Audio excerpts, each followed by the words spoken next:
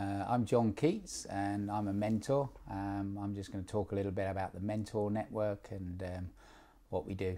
And I'm a mentor. I'm an offshore guy. I work as an electrician, as a contractor on oil rigs and oil platforms, also on windmills and construction, stuff like that as an electrician. And I've been in Denmark for 10 years. I've travelled a lot around Denmark, so anyone new coming to Denmark who wants to know a little bit about the local area, about Denmark, the culture, I think I can help, and that's why I volunteered. I went on a website called freevilly.dk, which is like a volunteer network, and then Tatiana Roosberg got in touch with me and told me about this network.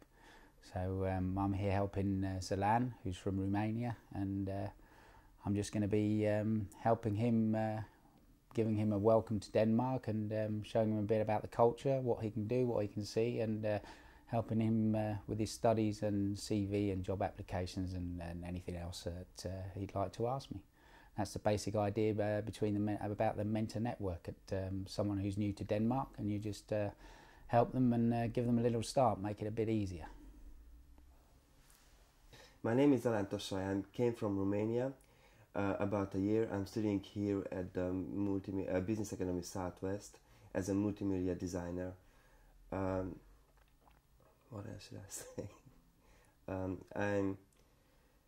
I tried the Mentor Network because it was a bit hard to start in a foreign country without knowledge about the language. And the culture. And the culture. Last time we met, Zelan, I told you about this offshore magazine because you were looking for a placement. And what I've done is I've gone through and I've ticked all the firms here. And I think maybe you should get in contact with. And as I told you, there was a thing in the middle where they've got all the different offshore firms and all their names here. And then across the top there, they've got all the different types of areas they work in. For example, you can see here employment services, electronic equipment. So basically all you do is go down here and then go across here, and if you're interested in electronics, just go down and see wherever there's a mark and then go across, and then it just saves you time rather than writing to every single offshore firm. You can just go in here, and as you can see there's every single offshore firm, Danish based and international, in here. That'd be a great help for you to find a placement. I've marked all the ones that I actually know are national and international and have offices in Esbjerg. I've marked all those. But obviously if you go through yourself, because I don't know every single company, these are just the ones that I've worked with. And then also at the back there's a bit of a description of how many people they employ, their contact numbers, email addresses. So there's everything you need there to write off for your placement. And as you can see, there's a bit about all the different firms and what they do and everything. And also, that's just a bit of advertising for all the firms at the back. But if you go in the front, they've got a bit on all areas offshore. So there's also a bit on windmill farms. There's a bit on safety and all the big firms and everything. And it also tell you a bit about offshore and what they do and everything. Obviously, you're looking for a land-based job. And all those that I've marked, they've got a land-based onshore operation as well. So I'll give you that. That's something I've got from offshore, so you can take that with you and go through. And obviously, if you've got any questions, then you can contact me.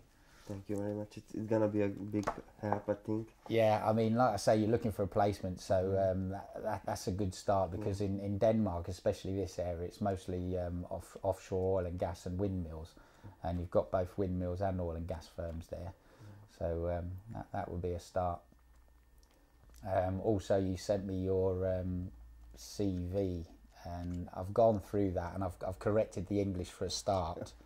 Yeah, well, it wasn't too bad, but I also like to look at it and take a bit more time and maybe change the layout a bit. And I've sent you a copy of my CV and some job applications, and of course, if you want to steal any of the ideas and do that, you can copy paste and do whatever you want to do that. That's not a problem. And that was the idea behind it, that I give you a CV so you can see an English CV and a Danish CV and get the idea of the difference and what people are expecting. Because that one you did, it's not really a good enough standard, I don't think. Yeah, I mean, no. the English wasn't bad, you know, the English wasn't bad, and the paragraphs and the wording was okay, but it does need to be a higher standard. If you're going to send a CV to firms like this, they're going to, the first thing they're going to do is look at the layout. And if it's really bad or it's not good enough, they're not even going to read it. They're just going to go. So that's something we need to work on. We need to look at the layout of your CV and change the wording a little bit and make it so it looks a bit more professional. But otherwise, the English was good. You know, there was. I think I only found 3 mistakes. First time I made a big mistake in the end of the CV. I wrote that since I'm here in Denmark, I'm taking courses in Danish, but I wrote it. Spanish drunk like courses in Danish. Okay. And I sent a lot of lot of people. That's why it's important to get someone to check it first. But that's the thing. I speak Danish as well, so you know, we can do a Danish one for you sometime, and I'll check all the Danish on that as well, and just to make sure I'll get a Danish friend to check it and go through it as well. It would be good to translate it to Danish too. Yeah. I hope it can help more. But what I'll do after this meeting is I'll look closer at your CV and you know, make it look a bit more professional. Check the English, and you know, send it back to you and see what you think of it, and then you can decide yourself which one you're going to use, or you can make your own one, because I've given you you know, a couple of examples there. Thank you very much. Yeah, no problem, no problem. And you went to Marbek, didn't you, which I recommended with your family? Was that down to the beach there? Not exactly to Marbek. We went somewhere else. Okay. Yeah, here to the statues. Oh yeah, the 4 white men there. Yeah, but it was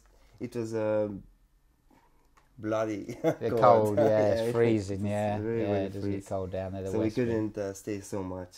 Yeah. We decided to go in the city and show something else. Yeah, yeah.